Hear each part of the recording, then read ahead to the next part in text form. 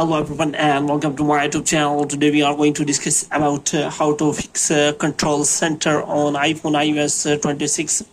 So basically iPhone has introduced their latest iOS version iOS 26.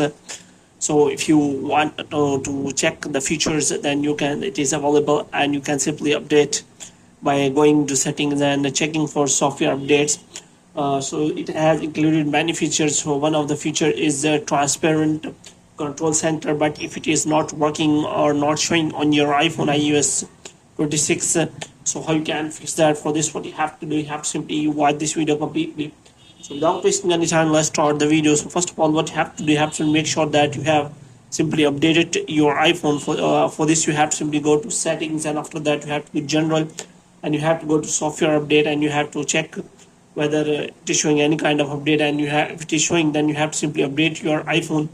And after that, what you have to do, you have to simply go to the general, and after the settings, and here you can simply search for the control center settings.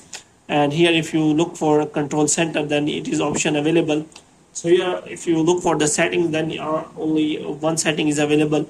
One is access within apps, which means if you want to access the control center when any other apps is available, then you can simply go for that. But if you want to reset control center, there is also option available.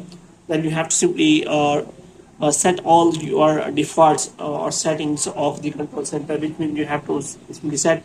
Now if you want to set it, then you have to simply press and hold the control center, and after that you can simply see the option is available that you can simply add or remove any option from the control center.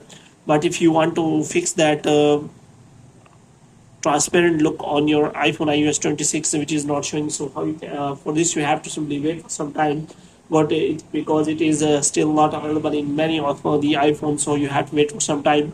So hope you have liked this video. If you get more videos like these, you can subscribe to our channel.